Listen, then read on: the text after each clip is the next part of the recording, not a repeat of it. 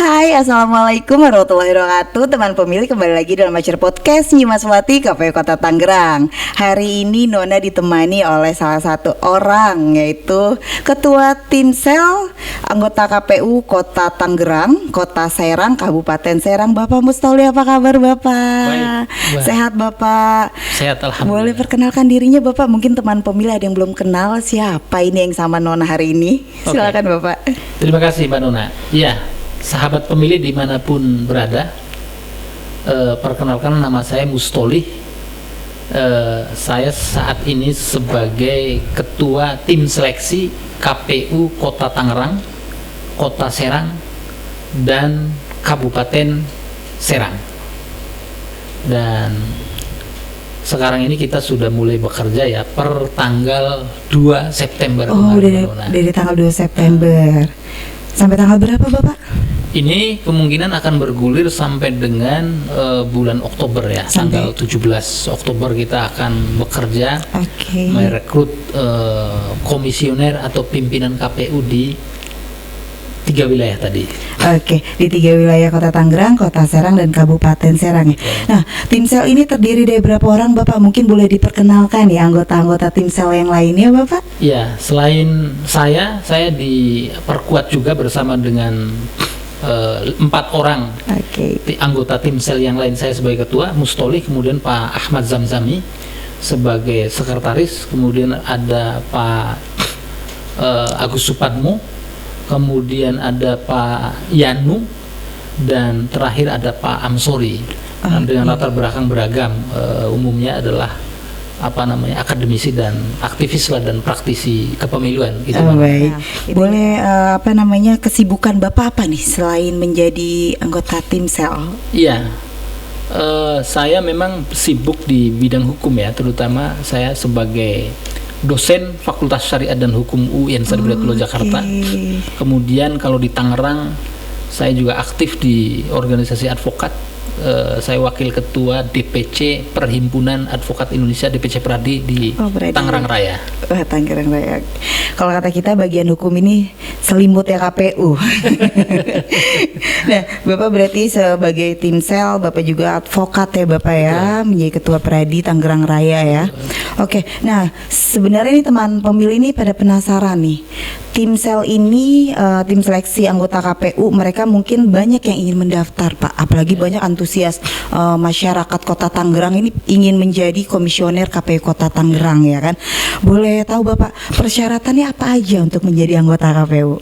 Ya, jadi memang perlu diketahui oleh sahabat pemilih itu Timsel ini bertugas nanti merekrut calon pimpinan dari Komisi Pemilihan Umum gitu ya, yang di Kota Tangerang khususnya, dan ke Kota Serang dan Kabupaten Serang. Nah, karena yang akan kita pilih itu adalah mereka nanti bertanggung jawab secara teknis atas kelancaran daripada pemilu, termasuk agendanya, dan bahkan kemudian melayani kepentingan partai politik atau orang-orang yang jadi caleg begitu ya, karena mereka sebagai pihak di kepemiluan.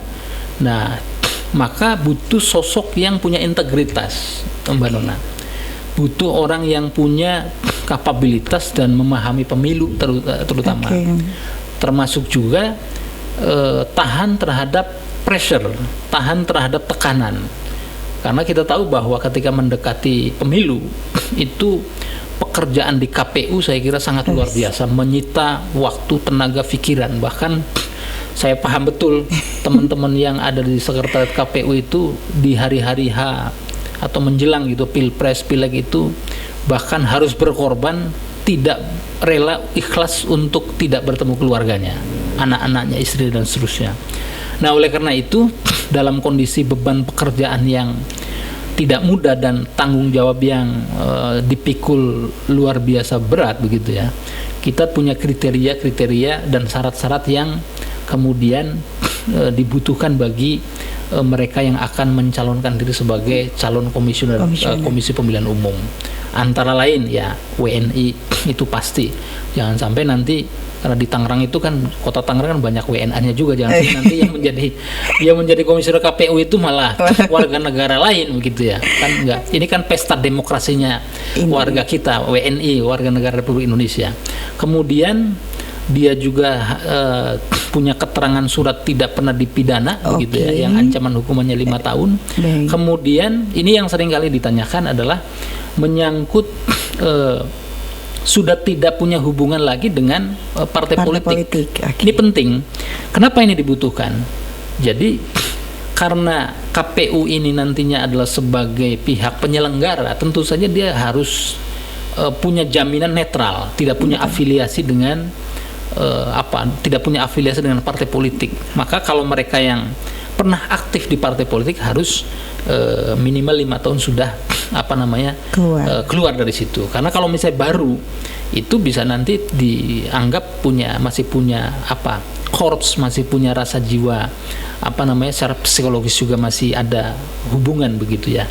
Karena kalau nanti KPU-nya dianggap tidak netral, ini juga akan mempengaruhi hasil daripada yang dihasilkan pada pesta demokrasi itu. Maka itu penting, termasuk kesehatan jasmani dan rohani. Ini yang ada kaitannya tadi dengan yang saya sampaikan, bahwa karena pressure-nya cukup tinggi, bahkan berat menurut saya ya. Harus berhadapan dengan pekerjaan, belum lagi tekanan, ada masalah dia juga harus hadapi. Nah, maka secara jasmani dan rohani itu harus ada jaminan kesehatan, yaitu yang dikeluarkan oleh rumah sakit pemerintah. Tidak boleh puskesmas ya. Jadi harus rumah sakit pemerintah. Saya kira RSUD barangkali ya. Betul. Atau mana begitu ya. Nah, kemudian bebas narkoba. Ini penting supaya karena narkoba ini kan menjadi musuh kita bersama, musuh dan terbesar sebenarnya extraordinary crime begitu ya. Orang bilang seperti itu. Maka karena kalau orang terpengaruh narkoba mengambil keputusan kemudian melayani masyarakat, nanti hasilnya tidak akan baik begitu. Kira-kira itu Mbak Nona, secara umum ya. Secara pendidikan satu lagi barangkali harus minimal adalah pendidikan itu SMA. Jadi berarti tidak harus, dan dilegalisir. Iya, SMA berarti tidak harus sarjana ya Pak ya. SMA dilegalisir berasal oleh sekolah yang bersangkutan. Ini tentu saja.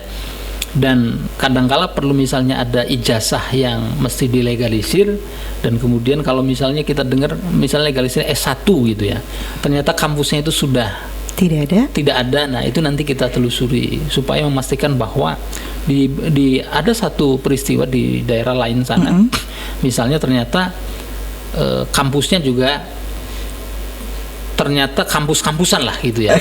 Nah, itu perlu kita cross-check. Nah, lalu begitu sebetulnya dalam rangka untuk menjamin bahwa calon yang kita dapatkan adalah mereka yang qualified dan punya integritas. Oke. Kalau untuk ini Pak, usia sebagai kita melamar sebagai anggota KPU, ya, kalau ada usianya minimal 30 tahun. Minimal 30 tahun. Dianggap 30 tahun itu kan usia matang, dan kemudian secara fisikly juga kayak punya sehat lah ya. Punya kekuatan untuk mobilitas, karena seperti yang saya bilang tadi, ini akan banyak urusan-urusan, akan banyak kegiatan-kegiatan yang memforsir tenaga pikiran dan waktu. Maka usia-usia segitu kan lagi gagahnya. Jadi berarti tadi warga negara Indonesia nih teman pemilih, apabila ingin mendaftar, pendaftaran yang intinya itu warga negara Indonesia, usia minimal 30 tahun, ijazah SMA, dan itu dilegalisir sama sekolah bersangkutan ya, sama surat pendidikan. Misalnya kalau dia ijazahnya menggunakan SMA, maka kemudian kita juga akan periksa dokumen yang dari itu Mbak. Tapi kalau misalnya dia bisa saja mendaftar ternyata S1 ya, kita nanti verifikasi ya. Kalau memang ada informasi-informasi yang misalnya keraguan terhadap ijazah Oke, baik. Nah, yang paling penting jangan bersangkut dalam partai politik ya Pak ya, selama 5 tahun ya. Dan tidak pernah terpidana sama sehat jasmani, rohani, dan Oke, nah sebenarnya sih untuk persyaratannya cukup mudah teman pemilih. Mungkin nih teman pemilih sudah pada penasaran Pak dengan persyaratannya. Oh itu mah gampang gitu ya. Mereka mau untuk pendaftaran yang ini apa berkas bisa dikirim secara email atau mereka datang langsung ke kantor Timsel? Jadi untuk karena ini sekarang itu kan eranya era digital. Ya. Jadi kita upayakan 2 track ini berjalan bersama-sama. Oke. Menggunakan berkas fisik hard copy. Itu bisa lewat pos, bisa lewat diantar pakai ojol. Oke. Kemudian diantar langsung juga boleh. Dan kemudian di sisi lain kita juga menyediakan aplikasi. Oh, ada aplikasinya. Apa Pak? Namanya Siakba. Siakba. Informasi KPU dan lembaga ad hoc ya. Itu untuk semua dokumen-dokumen nanti di-scan dan bikin akun, nanti dicek saja. Dan bahkan di YouTube itu sudah ada tutorialnya bagaimana mengupload dokumen-dokumen. Nah, supaya memudahkan verifikasinya itu. Kalau online kan enak dulu. Iya betul. Sebagai backupnya, karena misalnya untuk mengecek legalisir itu perlu kita lihat juga dokumen fisiknya. Misalnya keterangan sehat dari rumah sakit, keterangan tidak berperkara begitu ya, itu kan ada semua di hard copy. Tapi soft copy-nya menggunakan Siakba. Nah berarti teman pemilih nih saat mau mendaftar bisa menggunakan aplikasi Siakba, itu ada di KPU RI dan bisa di search ya Pak, di googling ya Siakba. Nah kalau misalkan ada yang ingin daftar langsung antar berkasnya gitu Pak, kantor Timselnya boleh tahu di mana? Mungkin teman pemilih ada yang ingin langsung daftar langsung ngantar berkas ke kantor Timsel, boleh Bapak? Kantor Timselnya itu nanti ada di sini. Oke, baik. Tapi di daerah Kota Serang. Oh, Cipocok. Kiajuru. Patokannya dekat apa nih Pak? Patokannya itu dekat Dinas Pendidikan Kota Serang. Oke. Juga dengan terminal Kota Serang. Oke, baik. Nah, nanti untuk alamat jelasnya kita tampilkan ya di sini. Pokoknya deket kantor Dinas Kota Serang ya, Pak. Kantor Dinas Pendidikan Kota Serang. Tempatnya. Oke, sangat mudah berarti untuk ditemui ya, Pak ya. Baik. Nah, disitulah kantor Timsel anggota KPU Kota Tangerang, Kota Serang dan Kabupaten Serang. Jadi teman pemilih bersiap-siap. Ayo berkasnya bisa diantar dan jangan lupa daftar terlebih dahulu di aplikasi Siakba KPU. Bikin akunnya ya Pak. Oke, bikin akun dulu di Siakba. Apa? Yang perlu digarisbawahi adalah pendaftaran berkas. Baik. Ini harus sudah diantar itu maksimal itu untuk yang mengantar langsung itu 13.00. Oh, itu harus sudah diupload di sistem di Siakba itu. Siakba itu. Oke, berarti waktunya, berarti di Siakba sampai tanggal 13 jam 00. Oke, tuh diingat teman pemilih ya. Aplikasi Siakba kalian ngupload berkas tanggal 13 sampai jam 00 jam 12 malam ya Pak ya. Oke. Jangan sampai telat teman pemilih, cepat. Soalnya banyak ya Pak ya yang daftar, sudah banyak, sudah ada berapa persen kira-kira nih? Ya sudah puluhan. Kita cek di Siakba kemarin itu yang sudah membuat kira-kira sudah berapa persen? Sudah nyampe 50%? Belum sampai, tapi sudah cukup banyak ya Pak. Berarti banyak di peminatnya yang mau menjadi anggota KPU. Nah, jadi buat teman pemilih, ayo terus bersiap-siap. Jangan lupa pemberkasannya diantar ke kantor Timsel. Nah, kalau boleh tahu nih Pak, tahapannya apa aja nih? Tahapannya untuk kita mengikuti menjadi anggota KPU, boleh dijelaskan? Tahapan itu memang seperti yang tadi kita mendapatkan calon-calon yang kredibel, baik dan kemudian punya rekam yang baik ya. Itu maka ada beberapa tahapan yang secara umum meliputi tahapan administrasi. Betul. Kemudian tes tertulis. Oh, ada tes tertulis, baik. Ada juga wawancara nanti. Kemudian ada tes psikologi juga dan ada tes kesehatan. Berarti 4 tes ya Pak ya? Ini ada tahapan-tahapannya nanti sampai dengan terakhir itu sebetulnya untuk siapa yang menentukan yang terpilih itu nanti kan bukan kami Pansel. Iya betul. KPU pusat.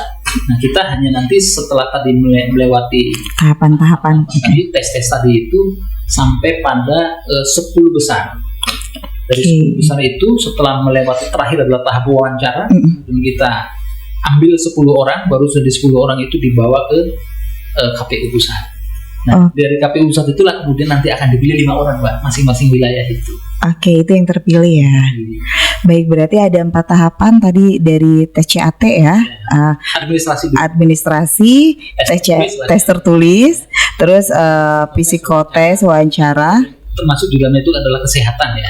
Oh, sama tes kesehatan ya. Oh, berarti masih banyak tahapan-tahapan nih teman pemilih. Jadi harus benar-benar mempersiapkan diri. Dan tadi yang sudah Bapak bilang, pelajari tentang pemilu ya Pak ya. Betul. Yang penting adalah begini, nilai penilaian yang kita sudah diminta diajak bimbingan BIMTEK.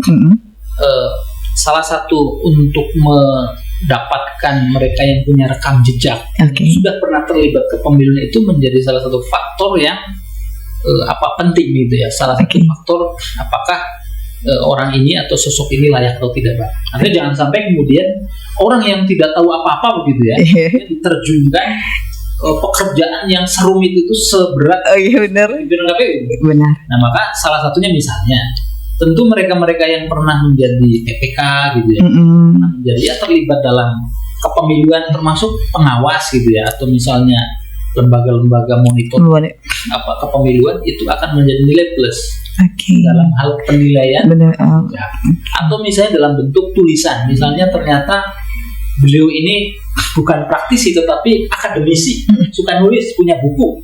Nah, itu juga menjadi poin tersendiri bagi calon-calon yang nanti akan menjadi anggota KPU. Oke, baik Pak. Untuk ini partisipasi masyarakat nih dalam rekrutmen tim seleksi anggota KPU Kota Tangerang, Kabupaten Serang dan Kota Serang ini seperti apa, Pak? Ya, jadi menyangkut soal partisipasi publik, karena ini adalah jabatan publik, maka tentu saja dalam proses rekrutmen ini juga melibatkan partisipasi masyarakat. Ya. Apa? Jadi selama proses panjang ini, sebelum wawancara nanti, karena wawancara itu menjadi tahapan akhir gitu ya, Mbak Nona, itu kita memberikan waktu kepada masyarakat selama kurang lebih 1 minggu untuk menerima masukan daripada masyarakat. Oke, berarti tim sel menerima tanggapan dari masyarakat ya Pak untuk calon-calon ini. X misalnya nih ternyata dulu pernah punya bermasalah dengan hukum. Oke, baik. Silakan saja sampaikan.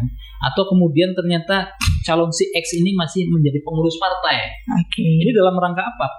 Ada juga kejadian rekrutmen KPU di daerah lain yang ternyata hampir mau dilantik, ternyata kemudian dia masih menjabat sebagai pengurus partai.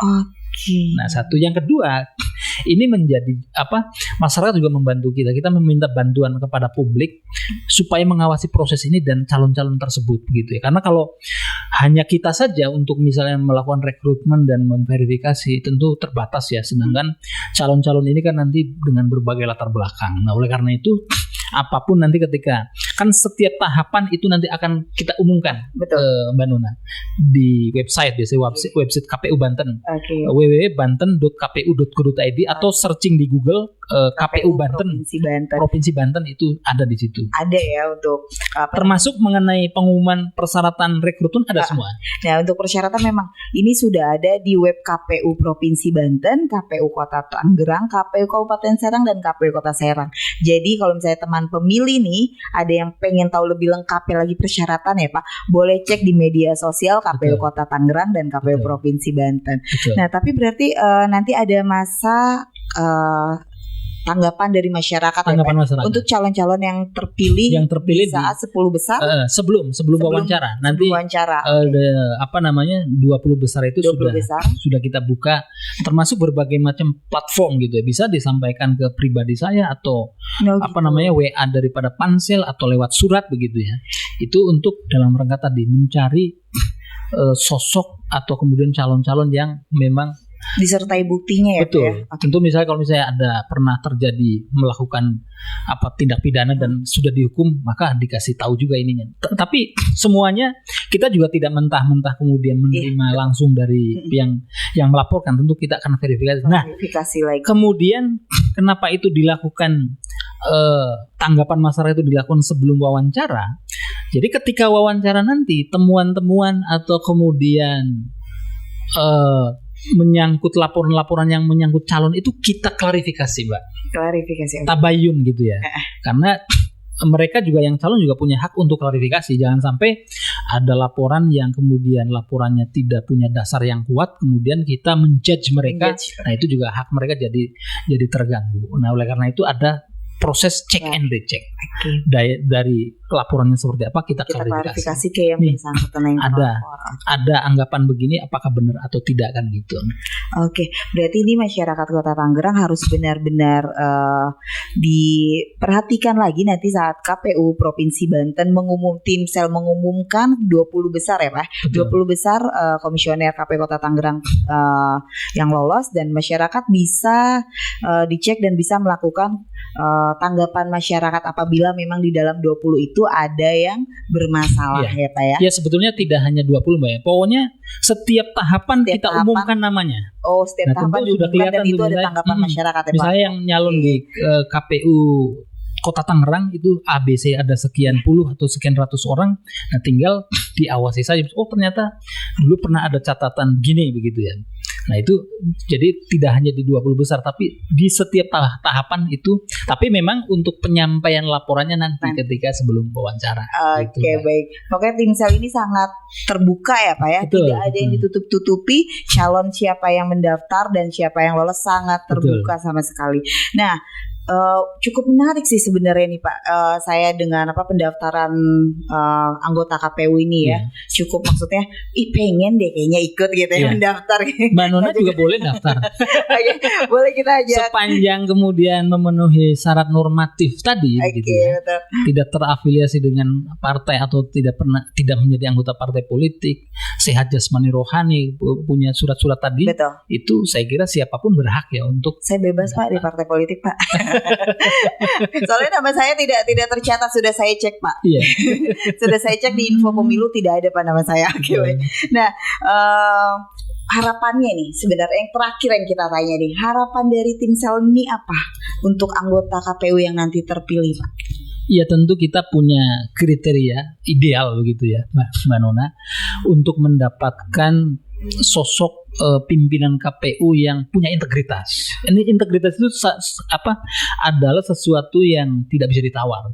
Artinya netral, kemudian imparsial, tidak mendukung salah satu, dan profesional. Dan kemudian mencurahkan waktu, pikiran, tenaga untuk KPU. Makanya ketika nanti terpilih orang-orang yang bisa punya profesi lain, misalnya advokat, misalnya dosen, itu harus fokus, harus ditinggalkan. Makanya ada surat pernyataan bersedia untuk full total di KPU. Kenapa? Seperti yang saya bilang, apalagi ini kan sudah memasuki masa-masa yang cukup penting ya dalam tahapan kepemiluan. Terlebih nanti sudah memasuki tahun 2024, saya kira teman-teman KPU itu adalah warga negara yang tidurnya paling kurang dan berkurang ketemu dengan keluarga, ngumpul-ngumpul kondangan pun kadang-kadang tidak sempat. KPU kita nggak ada tanggal merah Pak, nah, hitam semua. Nah maka itu jadi mereka yang punya integritas, rekam jejaknya baik, dan kemudian mau mencurahkan waktu, tenaga pikiran untuk membawa pesta demokrasi ini ke arah yang lebih baik. Terlebih setelah pemilu nasional itu kan ada pilkada dan lain-lain. Ini juga butuh effort yang luar biasa. Oke, baik, cukup menarik ya pembahasan kita hari ini. Nah, saya sudah cukup banyak pertanyaan yang untuk Timsel Pak Mustoli. Sebelumnya terima kasih sudah mau kita tanya tentang seleksi anggota KPU Kota Tangerang, sudah mau datang ke Nyimas Melati KPU Kota Tangerang. Nah, untuk teman pemilih yang mau daftar menjadi anggota KPU Kota Tangerang, cepat-cepat sesuai yang tadi sudah dijelaskan dengan Pak Mustoli. Nah, untuk persyaratannya bisa dicek di web KPU Provinsi Banten dan web KPU Kota Tangerang dan media sosial KPU Kota Tangerang. Oke, Pak Mustoli, sudah selesai podcast kita hari ini, sudah cukup menarik, sudah sangat memanas ya Pak ya. Pertanyaan-pertanyaannya ini sudah teman pemilih sudah tahu persyaratan apa saja untuk menjadi anggota KPU dan diantar kemana berkasnya dan bisa melalui web aplikasi Siakba. Nah, jadi cukup sekian Pak Mustoli, terima kasih. Terima kasih. Sukses selalu. Terima kasih Mbak Pak Nona. Mustoli. Sukses juga buat tim sel KPU Kota Tangerang, KPU Kota Serang dan KPU Kabupaten Serang, dan terima kasih kepada teman pemilih yang telah menonton podcast Nyimas Melati KPU Kota Tangerang. Dadah.